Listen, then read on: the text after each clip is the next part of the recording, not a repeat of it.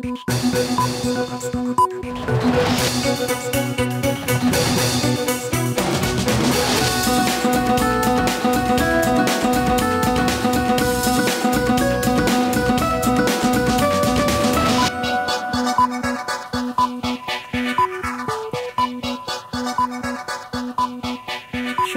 সবাইকে স্বাগত রাতের মাছরাঙা সংবাদের সঙ্গে আছি আমি ইতিশাম নাসিম মৌ। শুরুতে গার্ডিয়ান লাইফ ইন্স্যুরেন্স সংবাদ শিরোনাম।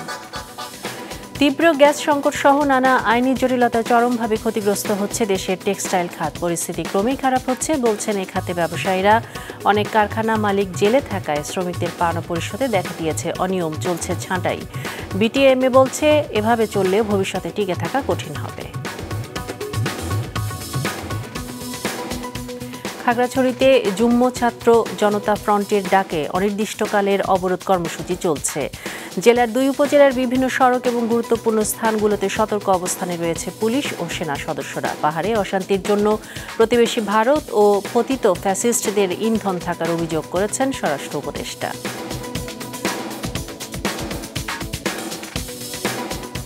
এবং দেবী দুর্গার চক্ষুদান, নবপত্রিকা প্রবেশ, বিহিত পূজা সহ নানা আনুষ্ঠানিকতায় উদযাপিত হচ্ছে দুর্গোৎসবের মহাসপ্তমী। এ তিথি থেকেই মূলত শুরু হয় দেবী দর্শন, অঞ্জলি প্রদান ও প্রসাদ গ্রহণ। দেবীর আশীর্বাদ নিতে মণ্ডপে গিয়ে দেশ ও জাতির শান্তি আর কল্যাণ কামনা করছেন পুণ্যার্থীরা। সন্ধ্যায় পূজা মণ্ডপে পরিবেশিত হয় ভক্তিমূলক গান ও ধর্মীয় পালা।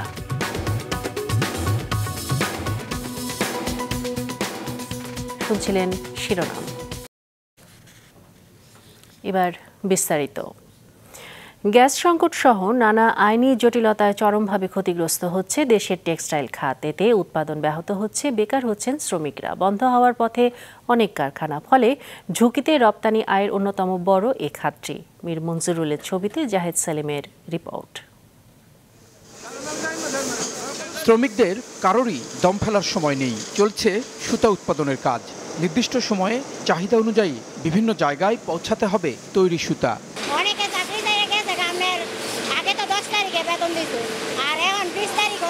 মালিক নাই আমাদের, এজ এ রেজাল্ট আমরা ঠিক মতন আমাদের যে বেতন দিতে পারছি না, ফলে অনেক শ্রমিক চলে গেছে। সামনে কি হয় জানি না, তবে এতটুকুই বলতে পারি আমাদের ভাগ্যে চরম দুর্দশা অপেক্ষা করছে। শ্রমিকদের এমন হতাশা অমূলক নয়। ভাই ভাই স্পিনিং মিলস লিমিটেডের অধীনে আরও ৮টি কারখানায় একসময় শ্রমিক সংখ্যা ছিল ১০,০০০-এরও বেশি। কমতে কমতে যা এখন নেমে এসেছে প্রায় ৬,০০০-এ। তীব্র গ্যাস সংকট আর নানা আইনি জটিলতার মধ্যে পড়ে স্থবিরতা নেমে এসেছে কারখানাগুলোই। এভাবে চলতে থাকলে সামনে আরও বড় ক্ষতির আশঙ্কা করছেন ঊর্ধ্বতনরা।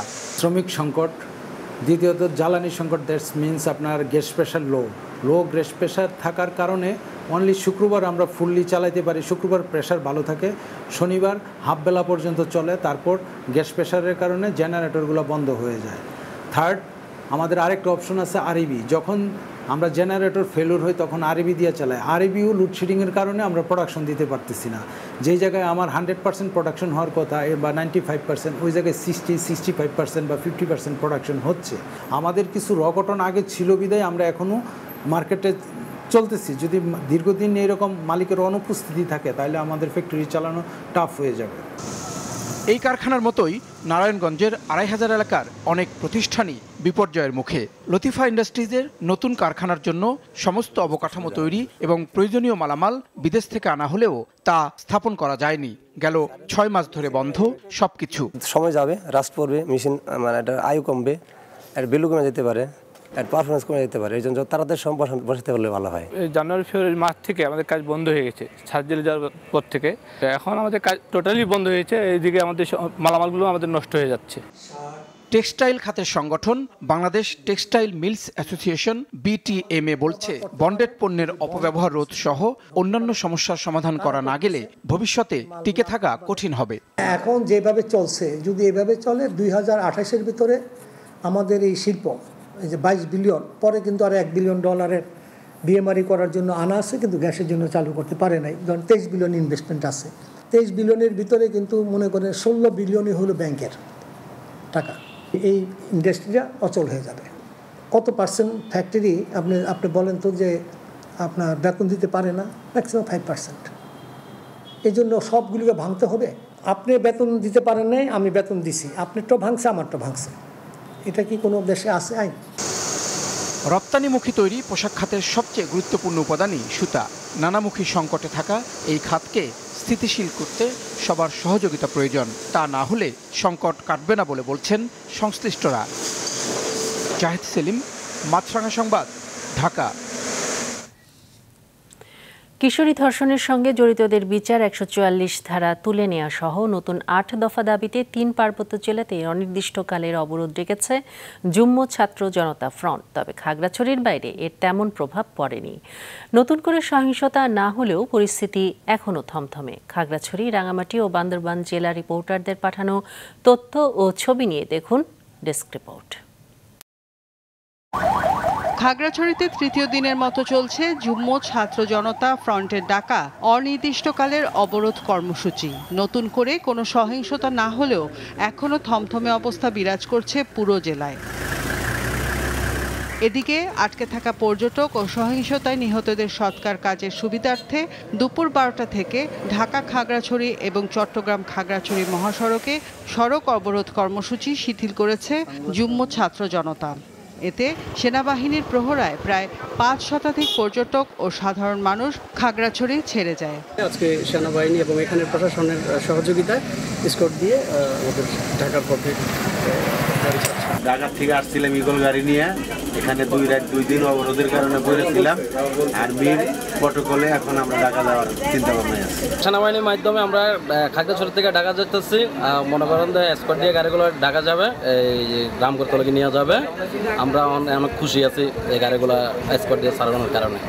বিকেলে খাগড়াছড়ি সদরে জেলার সার্বিক পরিস্থিতি নিয়ে সংবাদ সম্মেলন করে বিজিবি। এই সময় পরিস্থিতি নিয়ন্ত্রণে রয়েছে বলে জানান সেক্টর কমান্ডার।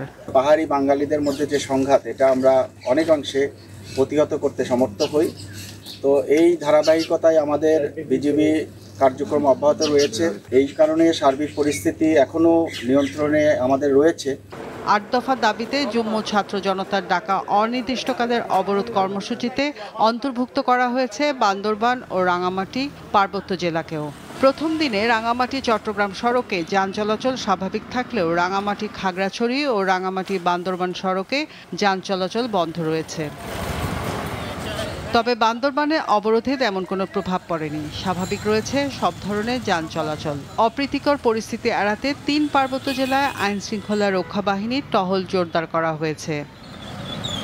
রওশন জাহান মিষ্টি, মাছরাঙা নিউজ ডেস্ক। এদিকে স্বরাষ্ট্র উপদেষ্টা বলেছেন, ভারত ও ফ্যাসিস্টদের ইন্ধনে খাগড়াছড়িতে অশান্ত পরিবেশ তৈরি হয়েছে। রাজধানীতে এক অনুষ্ঠান শেষে তিনি আরও বলেন, দুর্গাপূজা যাতে নির্বিঘ্নে না হয় সেজন্যই এই অপচেষ্টা। ভারতের ইন্ধনে বা ফ্যাসিস্টদের ইন্ধনে এই ঘটনাটা ঘটাচ্ছে। তা আমরা এটা যেন ঘটাতে না পারে এই জন্য আমরা আমাদের সর্বাত্মক ব্যবস্থা নিচ্ছি। এবং আমাদের যে উপদেষ্টা মানে প্রদীপ ভাই, আবার পার্বত্য চট্টগ্রামের যে উপদেষ্টা, উনি ওই জায়গায় আছেন, উনি এই জিনিসটাও দেখতেছেন। উনি আইন শৃঙ্খলা বাহিনী এবং লোকাল লিডারদের সাথে কথা বলছেন। এখন পরিস্থিতি মোটামুটি সন্তোষজনক অবস্থায় আছে। এদিকে পার্বত্য চট্টগ্রামে আবারও পুরনো খেলা শুরু হয়েছে বলে মন্তব্য করেছেন বিএনপি স্থায়ী কমিটির সদস্য অবসরপ্রাপ্ত মেজর হাফিজউদ্দিন আহমেদ। জাতীয় প্রেস ক্লাবে এক আলোচনা সভায় পার্বত্য চট্টগ্রামের সাম্প্রতিক অস্থিরতার পেছনে ভারতের হাত থাকতে পারে বলে সন্দেহ জানান তিনি। বাংলাদেশ যে এখনো নির্বাচনী ম্যাপে প্রার্থিত বা প্রয়োজনীয় পদক্ষেপ নিতে পারছে না, তার একটি কারণ হলো বর্তমান প্রশাসন এখানে স্বৈরাচারের দোসররা এখনো বসে আছে। চট্টগ্রাম হিল ট্র্যাক্স ইতিমধ্যে সেখানে ভারতীয় পতাকা উঠত বহু বছর আগে থেকেই। কেবলমাত্র শহীদ রাষ্ট্রপতি জিয়াউর রহমান তিনি সেখানে বাঙালিদেরকে পাহাড়ি এলাকায় পুনর্বাসিত হওয়ার কামলে জনসংখ্যার মধ্যে একটা ব্যালেন্স এসেছে, যার জন্য এখন আর তারা ভারতের পক্ষে স্বাধীনতা ঘোষণা করতে পারছে না।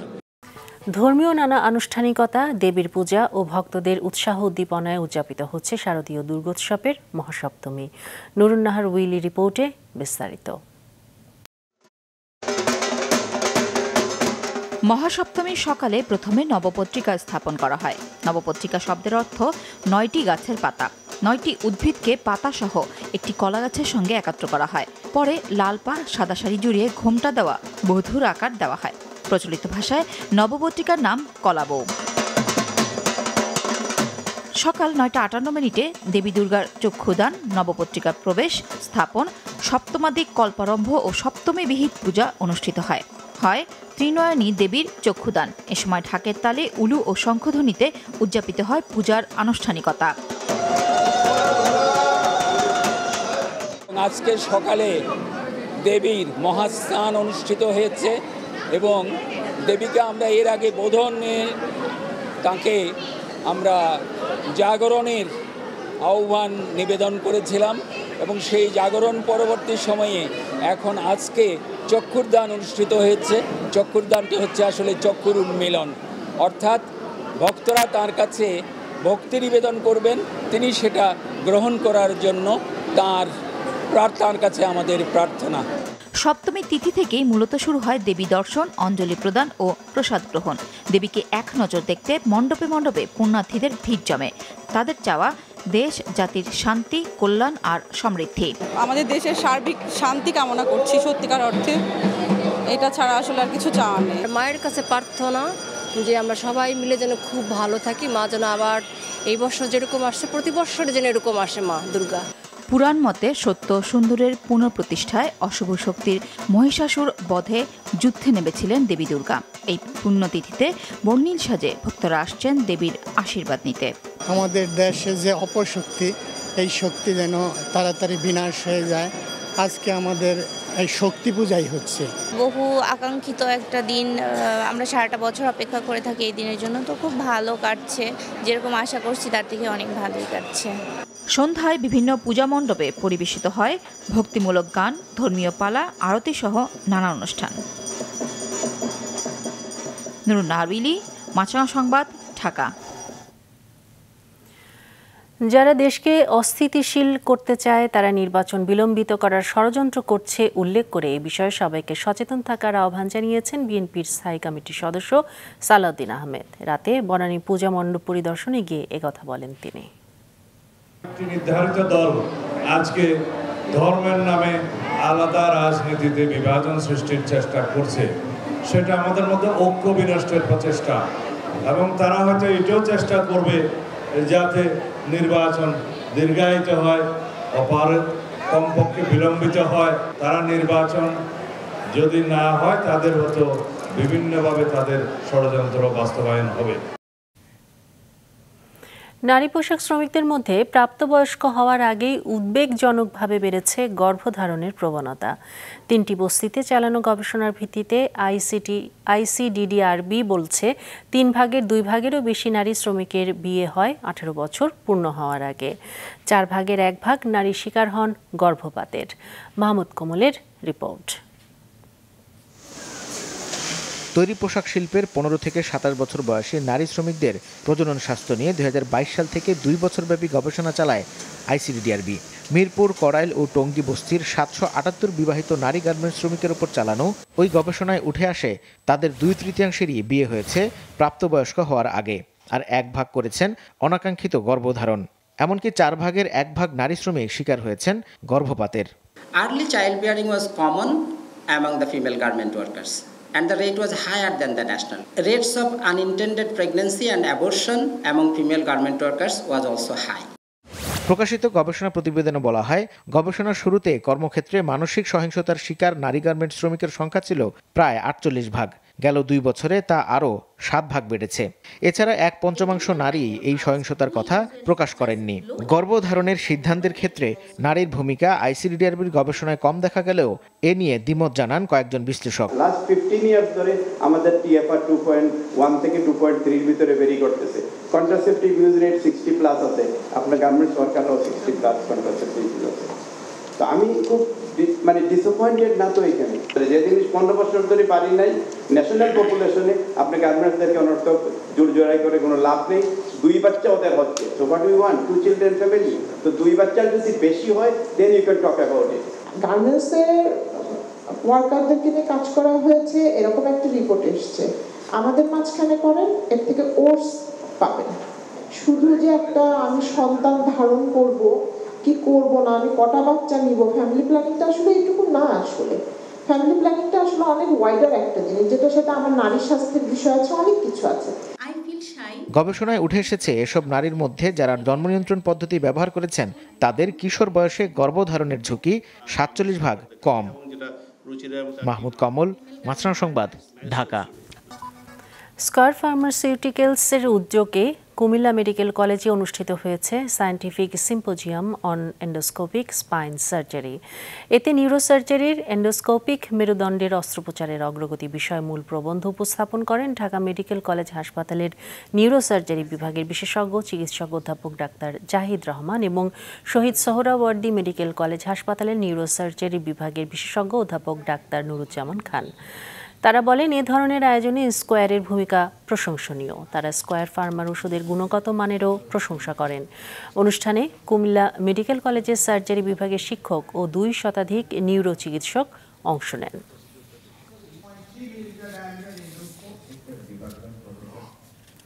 এবার আন্তর্জাতিক। যুদ্ধ পরবর্তী গাজার ভাগ্য নির্ধারণে যুক্তরাষ্ট্রের প্রেসিডেন্ট ডোনাল্ড ট্রাম্পের সঙ্গে বৈঠক করতে হোয়াইট হাউসে পৌঁছেছেন ইসরায়েলের প্রধানমন্ত্রী বেনিয়ামিন নেতানিয়াহু। বেশ কয়েকটি পশ্চিমা গণমাধ্যম জানায়, এরই মধ্যে হোয়াইট হাউসে নেতানিয়াহুকে অভ্যর্থনা জানিয়েছেন ট্রাম্প। এই আলোচনায় গাজায় শান্তি প্রতিষ্ঠিত হবে কিনা সাংবাদিকদের এমন প্রশ্নের জবাবে দৃঢ় প্রত্যয় জানান ট্রাম্প। কয়েকটি পশ্চিমা দেশ সম্প্রতি প্যালেস্টাইনকে রাষ্ট্র হিসেবে স্বীকৃতি দেয় আন্তর্জাতিকভাবে চাপে পড়েছে ইসরায়েল। এ বৈঠকে 2 বছর ধরে চলা গাজা যুদ্ধের অবসানে একটি দিক নির্দেশনা আসতে পারে বলে হোয়াইট হাউস সূত্রের বরাতে জানিয়েছে পশ্চিমা গণমাধ্যম। শেষ করছি রাতের সংবাদ। যাবার আগে গার্ডেন লাইফ ইন্স্যুরেন্স সংবাদ শিরোনামগুলো আরও একবার। তীব্র গ্যাস সংকট ও আইনি জটিলতায় চরম ক্ষতিগ্রস্ত দেশের টেক্সটাইল খাত। অনেক কারখানা মালিক জেলে, শ্রমিকদের পাওনা পরিশোধে অনিয়ম ছাঁটাই। যুগ্ম ছাত্র জনতা ফ্রন্টের ডাকে খাগড়াছড়িতে অনির্দিষ্টকালের অবরোধ কর্মসূচি। পাহাড়ে অশান্তির জন্য ভারত ও পতিত ফ্যাসিস্টের ইন্ধন থাকার অভিযোগ। এবং দেবী দুর্গার চক্ষুদান, বিহিত পূজা সহ নানা আনুষ্ঠানিকতায় উদযাপিত হচ্ছে মহাসপ্তমী। দেশ ও জাতির শান্তি আর কল্যাণ কামনা পুণ্যার্থীদের। এই ছিল এখনকার মতো। ফেসবুকে আপডেট পেতে ভিজিট করুন মাছরাঙা টেলিভিশনের পেজে। ইউটিউব চ্যানেলেও দেখতে পারেন আমাদের সংবাদ, প্রতিবেদন এবং অনুষ্ঠান। দর্শক, রাস্তার ধুলো ও ধোঁয়া ফুসফুসের ক্ষতির কারণ হতে পারে, তাই জীবাণু ও ফুসফুসের সংক্রমণ থেকে সুরক্ষিত থাকতে ব্যবহার করুন ফেস মাস্ক। এতক্ষণ সঙ্গে থাকার জন্য ধন্যবাদ।